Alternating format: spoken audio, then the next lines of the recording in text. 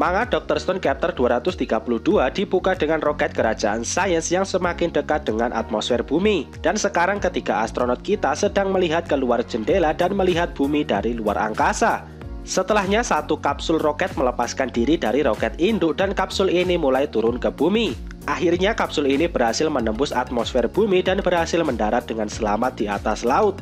Di sini tidak dijelaskan secara pasti di mana letak pendaratan mereka. Akan tetapi seharusnya mereka mendarat masih di sekitar negara Jepang.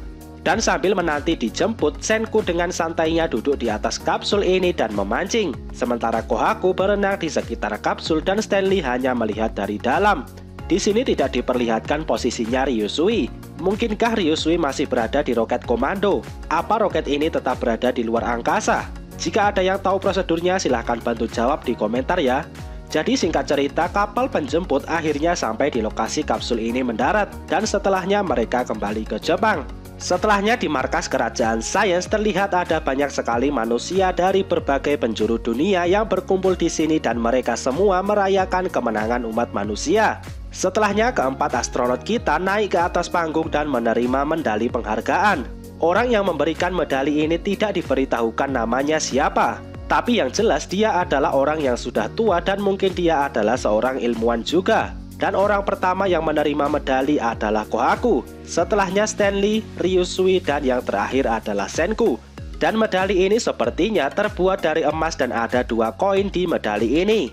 Yang pertama bergambarkan bumi dan yang kedua bergambar logo kerajaan sains dan ada tulisan E sama dengan MC kuadrat. Setelah acara ini, Senku melakukan tos dengan beberapa orang. Yang pertama adalah Taiju, kemudian Yuzuriha, dan selanjutnya adalah Kaseki. Tapi di panel Kaseki ini tidak diperlihatkan gambarnya Senku dan Kaseki seolah melakukan tos dengan sesuatu yang ada di langit. Mungkin Kaseki melakukan tos dengan roket kerajaan sains. Selanjutnya Senku tos bersama Tsukasa, dan Kohaku juga melakukan hal yang sama seperti Senku. Dan di halaman selanjutnya ada sebuah pesan dalam bahasa Jepang yang artinya kurang lebih seperti ini. Kami sudah melewati banyak kegagalan, tapi kemenangan itu akhirnya kita dapatkan. Dengan kekuatan seluruh umat manusia, akhirnya kita sudah sampai sejauh ini. Dan sekarang beberapa tahun sudah berlalu sejak perayaan kemenangan umat manusia. Dan peradaban manusia juga semakin maju dan semakin banyak manusia yang dibangkitkan. Dan sekarang kita berada di Amerika dan terlihat Gen yang sedang melakukan mentoring kepada banyak orang. Mungkin sekarang Gen bekerja sebagai konsultan dan dia tinggal di Amerika. Dan keesokan harinya terlihat Gen yang menaiki pesawat dan kembali ke Jepang. Kenapa Gen kembali? Ini karena ada undangan pernikahan. Tapi siapa yang menikah? Kita bahas nanti. Setelah sampai di Jepang, Gen disambut oleh 3 orang di bandara. Tapi tidak terlalu jelas siapa saja yang menjemput Gen. Tapi 2 orang di antaranya adalah Suika dan Francois. Setelahnya mereka ke tempat parkir dan setelahnya mereka naik mobil dan Francois yang mengemudikannya. Dan keesokan harinya acara pernikahan ini diselenggarakan. Dan yang menikah adalah Taiju dengan Yuzuriha. Terlihat sekarang Yuzuriha yang rambutnya sudah panjang. Dan pernikahan mereka disambut dengan gembira oleh semua orang. Dan sepertinya Senku dan tim sains masih sibuk melakukan penelitian walaupun di hari yang sangat penting seperti ini. Di sisi lain beberapa orang mulai menerbangkan balon dan Stanley dan Yo, mereka berdua menembak balon yang terbang itu. Dan dari dalam balon ini muncul semacam konfeti. Di sisi lain Mozu dengan menggunakan jas yang rapi, dia berhasil menggoda banyak wanita dan sepertinya harem Mozu akan segera tercipta. Tapi Amaryllis dan Kirisame melihat jijik perbuatan Mozu ini. Di sisi lain Chelsea datang sambil membawa banyak mineral di keranjang. Kemudian mineral ini dipoles oleh Soyuz dan sekarang mineral itu menjadi hadiah untuk Taiju dan Yuzuriha. Kemudian Kohaku menemui Ruri dan Kohaku menanyakan hubungan Ruri dengan Chrome. Wajah Ruri langsung memerah dan mereka mulai membayangkan Chrome yang melamar Ruri. Tapi mereka segera tersadar kalau Chrome ini bukan tipe cowok yang akan romantis seperti itu. Di sini juga terlihat Luna yang masih diikuti oleh Max dan Carlos.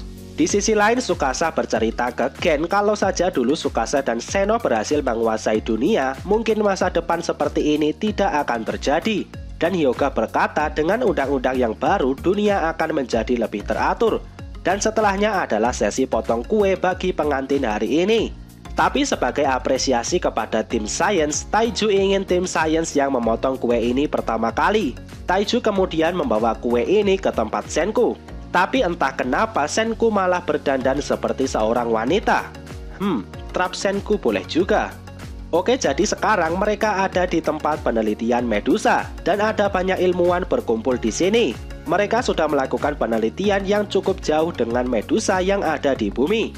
Dan mereka mendapatkan beberapa petunjuk, dan Medusa yang ada di sini sudah hancur. Gen bertanya apa ini Medusa yang mereka bawa dari bulan. Dan salah satu ilmuwan berkata kalau Medusa dari bulan sedang ada di belakang. Taiju dan beberapa orang yang mengikutinya akhirnya sampai di tempat Senku dan Senku sedang melakukan sesuatu dengan sebuah mesin. Dan kejadian ini persis seperti yang terjadi di chapter pertama.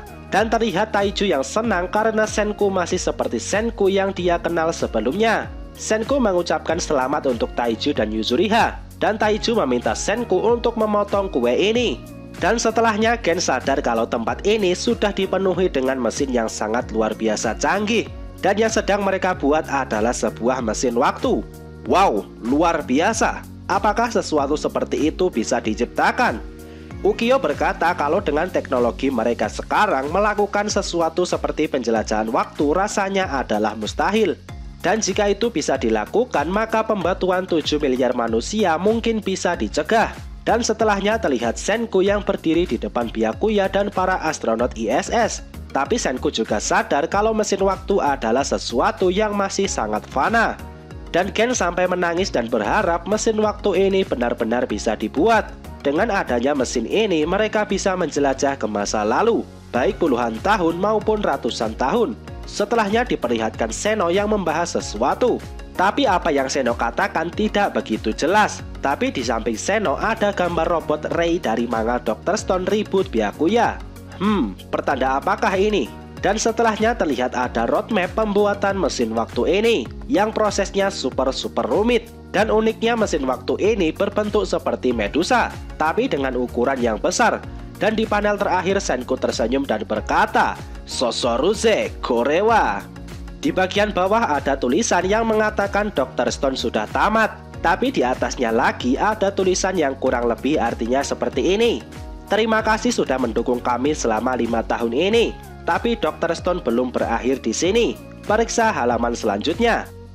Kode apakah ini?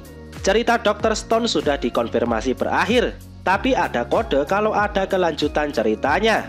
Mungkin yang dimaksud adalah sebuah chapter spesial, seperti yang diinfokan oleh akun Twitter ini. Kalau Dr. Stone akan mendapatkan tambahan cerita yang membahas tentang Ryusui.